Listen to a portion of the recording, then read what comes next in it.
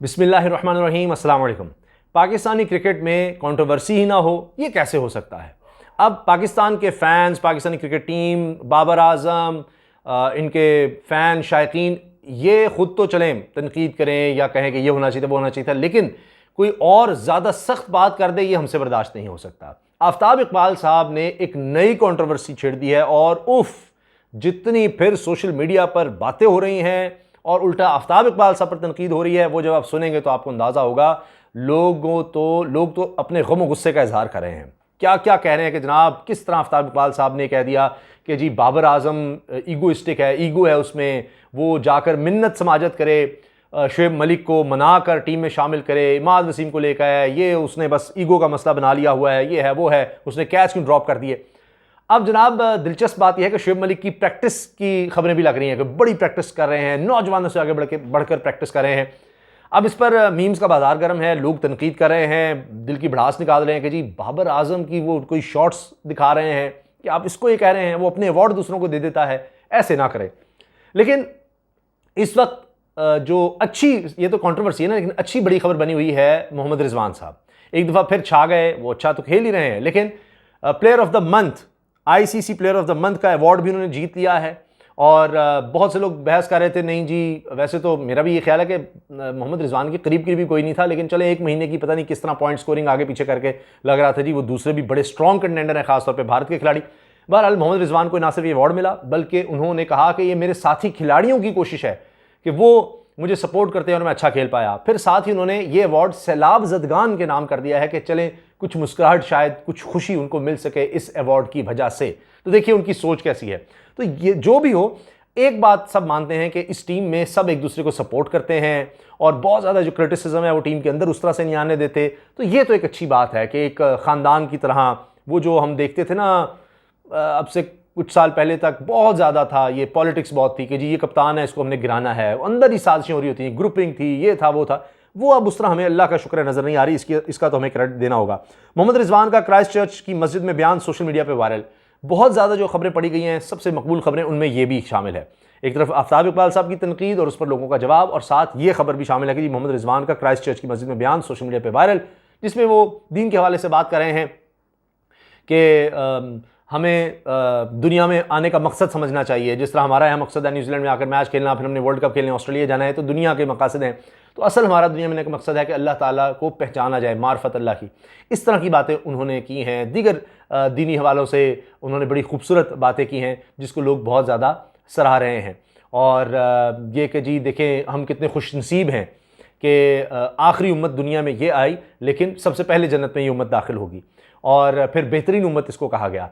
और इतनी यानी अंबिया ने ख्वाहिश की इस उम्मत के हवाले से।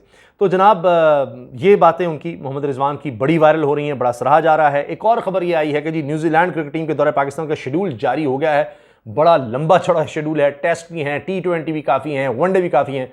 तो अच्छी खासी अब तसल्ली होगी। जिस तरह पहले न्यूजीलैंड की टीम यहाँ से भागी थी, तो अब वो दोबारा वापस भी आ रहे हैं। और ये भी कहा गया है कि जो हमें नुकसान हुआ उसको भी पूरा किया जाएगा। तो बड़ा ज़बरदस्त ही है, लेकिन ये वर्ल्ड कप के बाद है। और ये भी एक पेशगोई सामने आई है कि इंशाल्लाह पाकिस्तान की टीम वर्ल्ड कप जीतेगी। साबिक टेस्ट क्रिकेटर्स ये बात कर रहे हैं। और शाहीन अफरीदी के 4 ओवर्स पाक भारत मैच का पासा पलट देंगे। शाहीन अफरीदी भी फिट हैं। और उसके बाद एक और ख़बर आ गई है जनाब, हमारे एक और स्टार, उभरते हुए स्टार नसीम शाह, वो ना सिर्फ ये कि मुकम्मल तौर पर फिट हो गए हैं, उन्होंने कहा जी न्यूजीलैंड में खेलकर ऑस्ट्रेलिया में एडजस्ट होने में वक्त नहीं लगेगा। नसीम शाह कि यहाँ न्यूजीलैंड में खेलने का फ़ायदा यह है कि ऑस्ट्रेलिया में हम जल्दी वर्ल्ड कप के लिए एडजस्ट हो जाएंगे। फिर जनाब मुकम्मल फिट होना तो एक अच्छी बात है ही। तो अब हम चलते हैं जनाब, मोहम्मद रिजवान ने जो प्लेयर ऑफ द मंथ का अवार्ड जीता है आईसीसी का, उसमें इनके मुकाबिल थे जनाब भारत के अक्षर पटेल और ऑस्ट्रेलिया के कैमरून ग्रीन। और जनाब इसमें उन्होंने कहा जी मैं अल्लाह का शुक्र अदा करता हूँ और खुशी का इजहार करते हुए इसे सैलाब मुतासिनी के नाम करता हूँ। और ये भी कहा कि जी मैं आईसीसी T20 फॉर्मेट के नंबर 1 बैटर ने कहा कि साथी खिलाड़ियों को मशकूर हूँ जिन्होंने चीज़ों को आसान बनाया। अवार्ड पाने से एतमाद में मज़ीद इजाफा होगा। अल्लाह का शुक्र अदा करता हूँ कि वो इज़्ज़त से नवाज रहा है। कोशिश करूँगा कि वर्ल्ड कप में भी अपनी कारकर्दगी का तसलसल जारी रखूँ।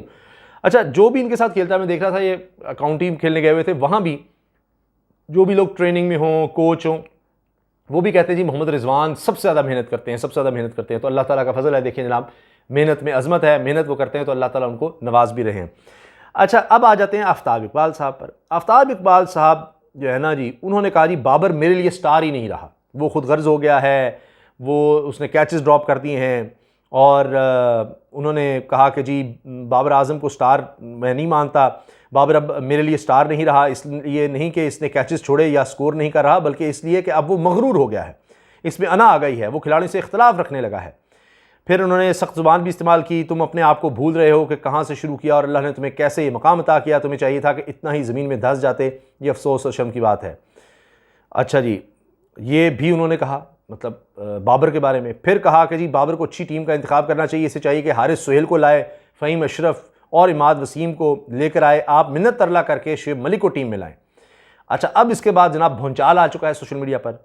मोहम्मद हारून नामी एक साहब हैं, उन्होंने कहा है कि जी पाकिस्तान क्रिकेट बोर्ड के लिए पैगाम जारी किया और कहा पीसीबी को कोई पैमाना तय करना चाहिए कि हमारे आलमी शोहरत याफ्ता खिलाड़ियों की इज्जत को कैसे यकीनी बनाना है। मरीम शेख ने कहा कि समझ नहीं आती कि कुछ लोग बाबर से इतना जलते क्यों हैं, सब जानते हैं कि वो एक सुपरस्टार हैं, पूरी दुनिया इनसे मोहब्बत करती है, दुनिया के नंबर 1 बैट्समैन माना जाता है बाबर आजम को। उफ, जो वो शॉट्स खेलते हैं, जिस तरह उन्होंने रिकॉर्ड बनाए हैं, कोहली के रिकॉर्ड तोड़े हैं, दुनिया के बड़े बैट्समैन के रिकॉर्ड तोड़े हैं और तोड़ते चले जा रहे हैं, अभी पता नहीं इंशाल्लाह और कितने रिकॉर्ड तोड़ेंगे, अभी यंग है। तो मुझे अच्छी तरह याद है बाबर आजम ने कहा कि अभी तो उसने और मैच्योर होना है, क्योंकि पीक आती है किसी भी क्रिकेटर पर, बकौल इंजामुल हक साहब के 30 साल की उम्र में, तो अभी तो 30 साल के हुए नहीं हैं बाबर आजम, तो पीक पर 30 साल में जाता है और फिर आगे जाकर आप जितने बड़े बैट्समैन हैं बकौल इंजमाम के उनको देख लें, तो वो 30 साल से फिर आगे उनको एक बहुत बूम मिलता है, फिर आगे और बेहतर होते हैं वो। अच्छा जी, Aftab Iqbal has nothing to do with the cricket. Why even bother thinking about his opinions? He is not relevant at all. Just say कोई फ़र्क नहीं पड़ता and move on. कोई ये कह रहा है। फिर किसी ने जनाब तंज़ किया है ब्रोकन न्यूज़ ने कि जी Aftab Iqbal is working on his cover drive to challenge ego Azam. फिर लोग कह रहे हैं जी these shots of Babar Azam are far better than Aftab Iqbal whole life. ये तो ज़्यादा हो गया। Babar Azam fired from captaincy, breaking news, मजाक करें, तंज़ करें जी, उसको निकाल दिया, नेशनल टीम में शौक है जी, उसको वर्ल्ड कप से निकाल दिया, उनको अंडर 19 और पता नहीं किस किस ने रखने से इनकार कर दिया, क्योंकि आफ्ताब इकबाल जो हैं उन्होंने कहा है कि जी वो स्टार नहीं है, इसलिए सारों ने उनको निकाल दिया। अच्छा, शाहीन के मैसेजेस का जवाब देना भूल गया, शाहिद अफरीदी का ये बयान भी चल रहा है जी। फिर इसके साथ एक और चीज़ जो ज़बरदस्त आ रही है हमें नज़र, वो ये है कि शाहनवाज धानी का मद्दाह से मुलाकात के लिए बिरयानी और कढ़ाई का मुतालबा। शाहनवाज धानी इस तरह की जनाब काम करते रहते हैं, इस तरह की बातें करते रहते हैं। अब मेरा ख्याल है बढ़ा जाए न्यूजीलैंड के टूर की तरफ, वो आपको बता दें, क्योंकि बाकी खबरें जो हैं वैसे तफसील में जाएंगे तो मेरे ख्याल है काफ़ी लंबी हो जाएगी बात। तो आफ्ताब इकबाल साहब का हाँ कुछ और चलें, यही दिलचस्प है, कुछ और जनाब शामिल कर लेते हैं कि कौन क्या कह रहा है आफ्ताब इकबाल साहब के इस बयान पर। अच्छा जी, उसमें जनाब एक तो ये है जी, Ramiz Raja said we are deciding to move Babar Azam from Pakistan team because Aftab Iqbal from Khabarnaak program thinks that Babar Azam is not a star. ये भी जनाब किसी ने तंज़ किया कि आफ्ताब इकबाल के ख्याल में बाबर आजम स्टार नहीं है, लिहाजा रमीज़ राजा ने मीटिंग बुलाई और कहा है कि जी बाबर आजम को हटा रहे हैं। अच्छा जी, एक और साहब ने जनाब कहा है I am retiring from international cricket because Aftab Iqbal from Khabarbar said I am not a star any more and I have ego issues. Babar Azam जनाब कह रहे हैं मैं रिटायर हो रहा हूँ क्योंकि आफ्ताब इकबाल साहब को मैं पसंद नहीं।